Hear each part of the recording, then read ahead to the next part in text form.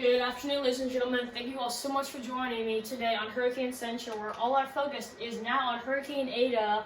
If any of you watched my video yesterday, which I hope you did, I told all of you at home that we weren't expecting the storm to get up to hurricane strength, but unfortunately, it found a pocket of very warm ocean waters in the ocean, and it was upgraded now to a hurricane. I'm going to get to all that in just a second, but real fast, I found this graphic on the internet. This tells all of you all the information that happened when it made landfall right near Key West, Florida.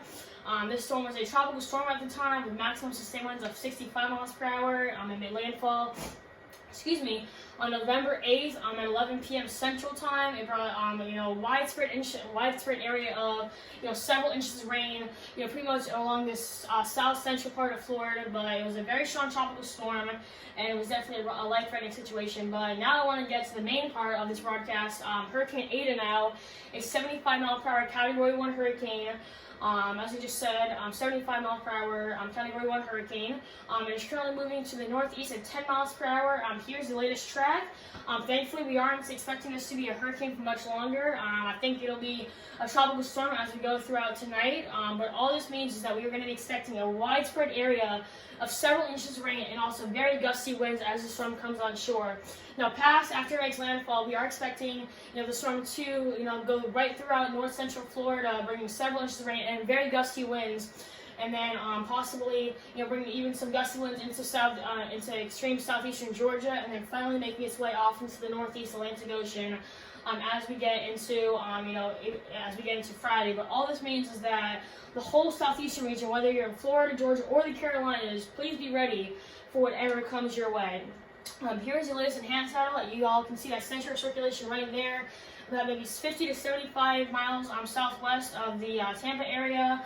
You all can see that we have a very strong cluster of thunderstorms now working its way onto the Florida coast right near Tampa. So Tampa, definitely be ready for some very strong rain, which probably within the next hour. Jacksonville, you're not in it yet, but as the storm definitely works its way northeastern, as the storm works its way off to the northeast, definitely be ready for some very strong conditions, possibly hurricane conditions. Here is the latest track. As far as the spaghetti models go, thankfully pretty much all the models are kind of more in agreement now that the storm is going to be making landfall just north of Tampa, and then working its way off into northeastern Florida, and then eventually working its way into the northeast. Now, because this storm is now a hurricane, we have tropical storm warnings extending all the way from Cedar Creek all the way down to Fort Myers. Tampa, you are right in the middle of this, so definitely be ready for very strong tropical storm force conditions. Orlando, you are just south of that tropical storm watch. St. Augustine, you are in that tropical storm watch just northwest of Cedar Key. You are also in that tropical storm force watch. But anywhere in this area, I'll draw with my pointer, anywhere in this area, definitely be ready for very strong tropical storm force conditions, even if you are under some type of alert with this storm. When this storm made landfall, brought several inches of rain, and here's some of the estimated rainfall totals. Issued by the National Hurricane Center. Just northwest of Miami, we saw possibly over 2 feet of rain. We have a widespread area all around south central Florida, seeing possibly maybe up to 5 inches rain. But right in the heart of Miami, just northwest of that, the central part of Miami, we saw a very high rain total, especially in those areas that are very low lying and experience a lot of rain. Now, because the storm is going to be coming on shore, we do have the chance for some severe thunderstorms, especially as those outer bands are coming on shore. So anywhere from Orlando all the way down, even south of Naples, we have a very decent chance, a possible chance for severe thunderstorms. And also, I don't have a Torcon up here, but that also comes with the chance of tornadoes. I would say that if I were forecasting this, I would say we probably have around a 2 or 3% chance, a 2 or 3 Torcon, which means a 20 to 30% chance of seeing a tornado within a 50-mile radius. So no matter where you are, whether you're in this area or not, just please be ready for severe thunderstorms as the storm comes on tonight. Here's the current radar. As you all can see, we have a very strong and a very long line of very heavy rain that is just now off the western coast of Florida. Tampa, you are now getting to this very heavy rain, and be ready for a very long duration of very heavy rain for the next few hours. Fort Myers, you are just south of that too. But all this means is that as the storm is, working its way a little bit more northward, just be ready for some very heavy rain and possibly even very strong tornadoes as the storm comes on shore, and also that obviously comes with the the possibility of very strong winds. So I cannot stress this enough. Please, everybody, just be ready for whatever comes your way. Now, as far as how much rain we're going to get as of now, it looks like right now, as of 10 o'clock, this is the 10 o'clock advisory, excuse me, just off the coast of Tampa is where we're going to probably be seeing our highest amounts of rainfall, around 3 to 5. Pretty much the whole entire state of Florida, we're going to be looking at a widespread area of 1 to 2. But then as we get into the southeastern region, into the Carolinas, especially with that cold front coming through, and then it'll also combine obviously with a tropical system. We are going to be expecting a widespread area of 3 to 5 inches of rain, possibly even more than that, especially if you live in a very low-lying place that is very familiar to a lot of rain. So just please be ready for whatever comes your way. Now, obviously, with the tropical system, you have the chance of tropical storm wind force and also very high wind gusts. So that is why they have issued in Tampa a 90% chance of seeing tropical storm force winds. Orlando, you're in that 50 to 60 range. Jacksonville, you're also included in that. But anywhere in the north central Florida, definitely be ready for some very strong winds as we go throughout the night. Here's the current wind gust forecast for Tampa, Fort Myers, Orlando, and Naples, Florida.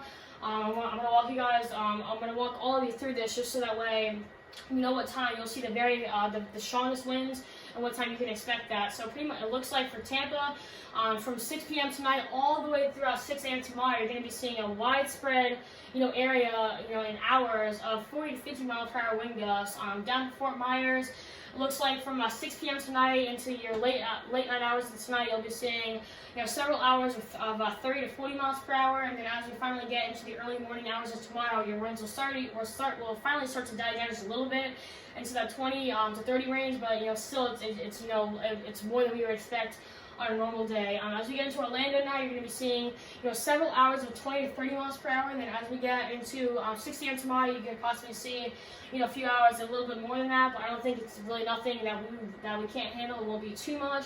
And as we get to Naples, pretty much same case scenario. Just a few hours of 30 to 40 miles per hour. And then as we get into the very early morning hours of tomorrow, around midnight, you'll see a few hours of 20 to 30 miles per hour. And then as we get into the very early morning hours of tomorrow, as the sun rises, you'll see a few hours of 20 to 25 miles per hour. But all this means is that all these areas we'll see a lot of hours of a very heavy wind that we normally see on a typical day. Now, because you've got all those winds coming on shore, that comes the threat of storm surge. So anywhere from Tampa all the way down to Port Charlotte, you're under 3 to 5. You could potentially be seeing around 3 to 5 feet of storm surge. Cedar Key, 2 to 4. Naples, 1 to 2. But pretty much this whole western coast of Florida definitely should be on alert for some very high storm surge numbers as the storm pushes its way on shore. Now, because we have very strong winds out there right now, it could possibly kick up some waves. We're currently seeing 10 to 13 foot waves as we get into right around that central circulation. Right along the western coast, we're seeing possibly 5 to 7 feet of waves. And then as we get into the eastern coast of Florida, into the North Atlantic, right along the Carolina coast, widespread area 6 to 8 right along the Carolina coast, and then as we get into the eastern coast of Florida, around 9 to 10. But I hope none of you guys are on a boat today.